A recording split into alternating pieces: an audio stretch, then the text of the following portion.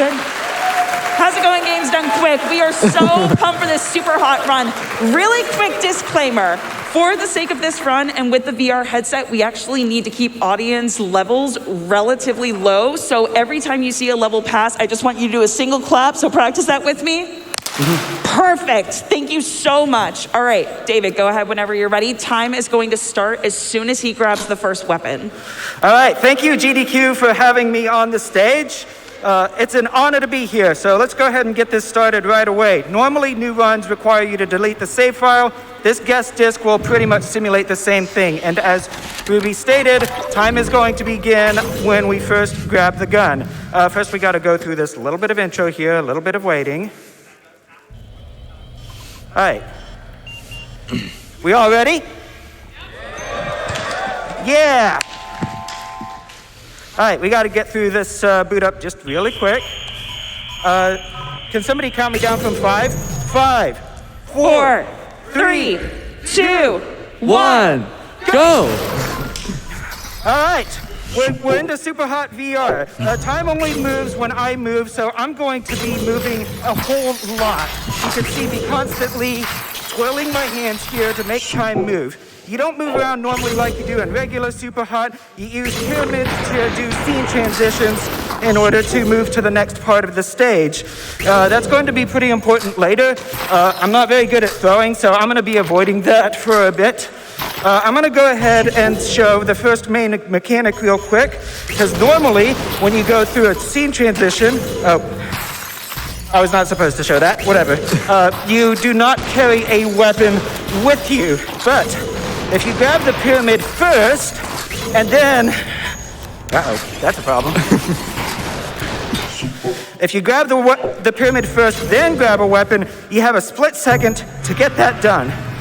It's already 5 stages in. I'm starting to run out of breath, so I need to pass it over to my chefs on the couch behind me. Thank you, Chef. Okay, so David already talked about a few of the really big mechanics in this. So regularly taking guns and weapons through the transitions into the next stage. A few other things that are a little bit different and really important to note. One is that David can actually block bullets not only by shooting with a bullet midair, but also with the base of the gun or any other weapons that he's holding. And different weapons have different amounts of ammo and fly at different speeds. So the pistols will only have 5 bullets in them, so he's regularly going to be counting the amount of bullets he's shot. The shotguns only have 2 shots, but they fire in a pretty big blast. And then there are the semi-autos, and these fire in, I believe they have 12 bullets that fire in bursts of 3 each time. Right. Yep. And something else to note here is that another difference is that melees, and you'll kind of see it around here, is that melee attacks kill any of these guys in 1 hit. So anytime that David can just swat at a person with his hand, he will be doing that when they're close range. Absolutely. One other thing you'll see is in this one, dodging is so important. So if you see David constantly moving his body back and forth, if it's not for the sake of moving time forward, it's for the sake of making sure that he can dodge those bullets. Let me see, I'm trying to think. I know, there's so much to go over in such a short period of time. So another thing that you'll probably see in a few of these stages is sometimes you'll notice that before David is going into a transition and about to grab a pyramid, he'll throw a weapon or shoot in another direction. That's because sometimes there are certain enemies that won't actually spawn until you go through a transition. So he's throwing those in the hopes that it hits an enemy and takes them out before he even gets into the transition and can just focus on the enemies that are a lot closer. And just like how Ruby mentioned that we can block bullets with the guns and stuff, the enemies also, your bullets can be blocked by like the dead body of one you've already shot or a gun in midair. Yep, this one is actually really cool. So those 3 enemies that you saw, normally going into that, you have to essentially dodge the bullets of those guys with shotguns until the game says, okay, you've dodged for a long enough amount of time, but by bringing the gun into that transition, he's able to get it through it a lot faster. Yep. There are also sometimes, so this one actually used to have a strat where you would shoot the gun and then as you were about to go into the transition, literally throw the gun to your future self. But they found ways, once once they figured out that you can bring guns through the transition with you, it switched just a little bit as far as the order of operations. Yeah, it really makes things different because like that last one he just did with the elevator doors open, you're supposed to grab like shurikens and throw them through the little opening, but by bringing a gun through, you can just boop, boop, boop, and done. Yep, this is a good time for a quick donation, Mello. Goodness gracious, from Bethany, don't participate, audience. They donate $50 and say, Super Chef. Super Chef. Thank you very much, Bethany. Oh, thank you so much for that donation. All right, we have time for one more quick donation. Absolutely. From Tom, they donate $50 and they say, helping people is the right thing to do. Awesome. All right. Oh, this is going to introduce a mechanic specific to Superhot VR, which is this mind laser. So by locking onto an enemy and holding down both of the triggers, he can blow somebody up. Once he's locked onto them, he's locked onto them, even if he ducks behind cover or something like that. Now this scene is showing you that mind laser does have a 3-second cooldown on it. So he's really only going to use it in like backup situations or emergencies. Yep, so one thing you'll notice in a lot of these phases is while David's shooting or while he's waiting for a bullet to kind of proc, he'll also use the mind laser just to make sure he can conserve bullets or get things kind of going simultaneously.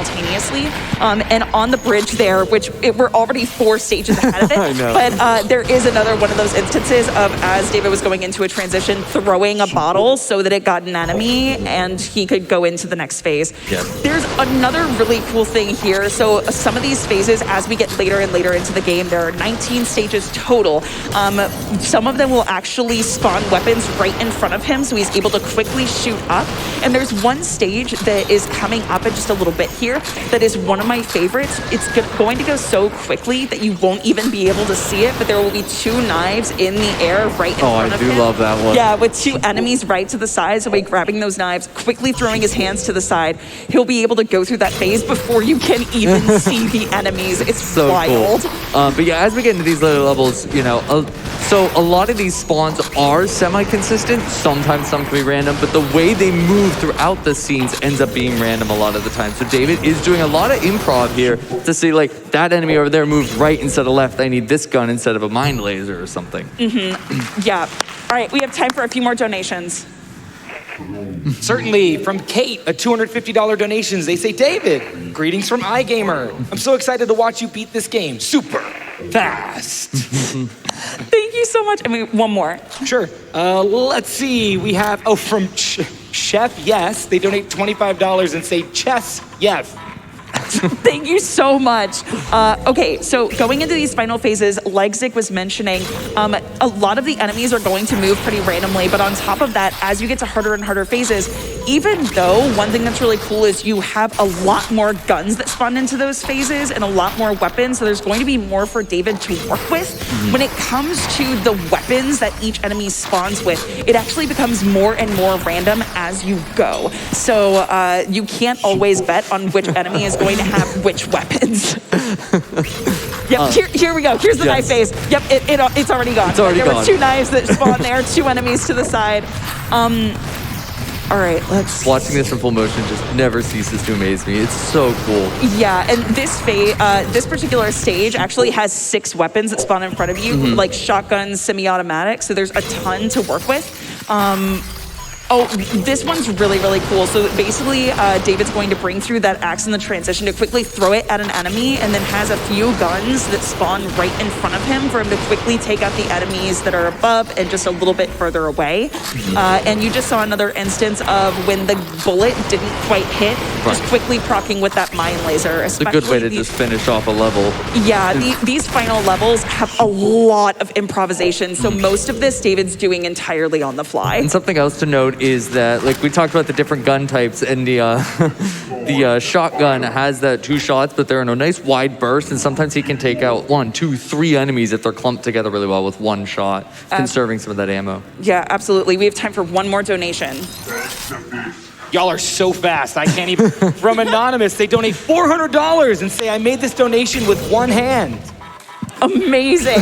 All right, so we are in the final stages. So this one's really interesting. When we get into the final phase, there are going to be 4 different areas that enemies could potentially spawn from, but the amount of enemies, the weapons that they're carrying is completely random. So this is one of the last bastion here. It's one of the hardest phases in the game. And again, because this is completely randomized, all of this versus some of the rest of the game is entirely improv, just hoping that he gets good weapons to shoot the enemies with. All right, come on. Nice, Yes! nice. Time is going to be as soon as he destroys the pyramid. Time!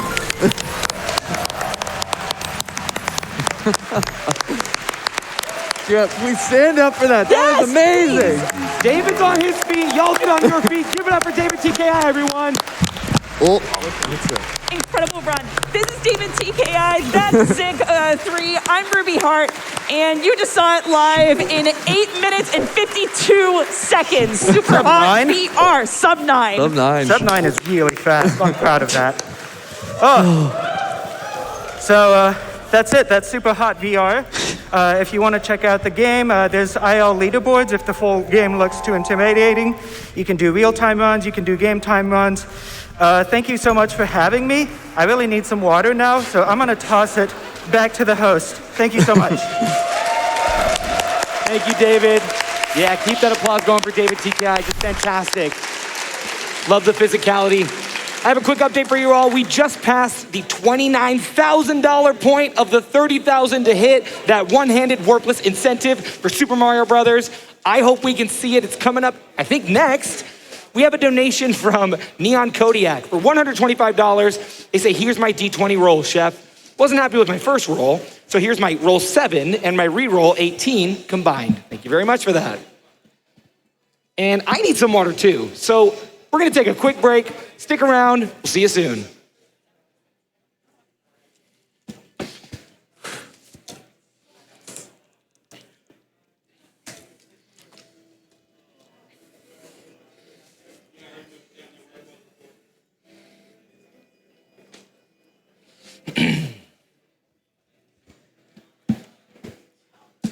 Has anybody checked out Fangamer this week? Oh, that's right, I'm talking to you all. Have you checked out Fangamer this week? Now, you can order a badge on Fangamer, and if we get 500 orders of that badge, which right now we're only 10 away, it's gonna be upgraded to that rainbow foil. So make sure you head over to the Fangamer website, look for the badge, and let's get that upgrade in.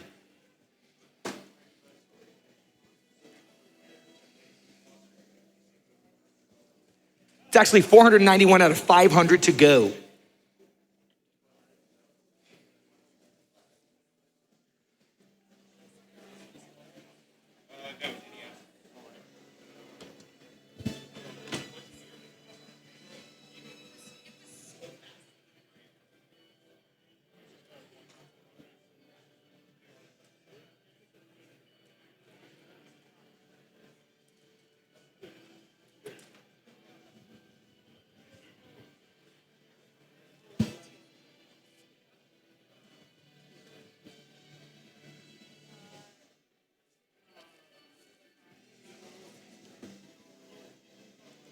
Gotta love a good horn section, right?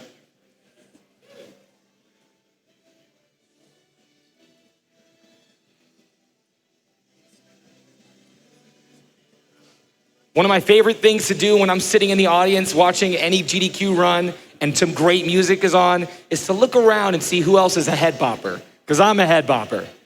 Got any head boppers out there?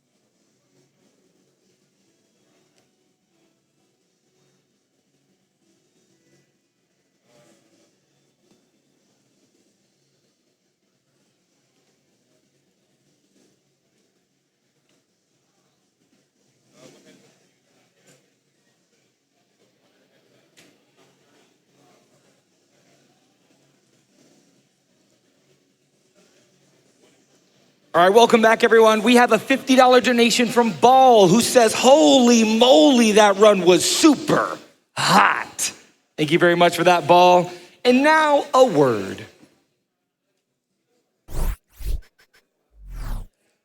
Hell of an Office is a fiendishly first-person platforming game where you play as a frustrated office employee in hell. Join the Hell of an Office Discord to chat with other employees and speedrunners, participate in competitions, receive rewards, and discuss with your coworkers the best tips to escape an infernal 9 to 5. Yes, please give me tips. That's from Joystick Ventures.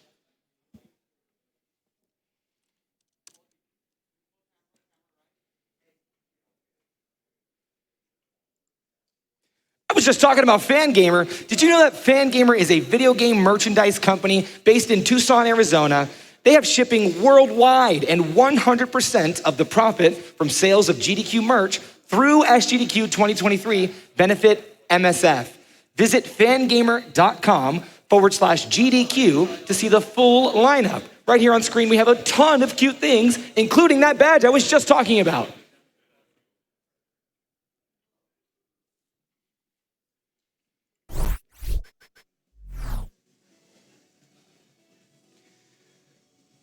Thank you to Jesse Lockhart for your $100 donation. They say, I rolled a D20 and would you look at that, a natural 20. Looks like I gotta donate $100. That's the rules. The die has spoken, hoping all the chefs on the final day of SGDQ get all the RNG in their favor so they can show us how they cook. Yes, chef. Thank you, Jesse Lockhart. And now for an interview with the prize team.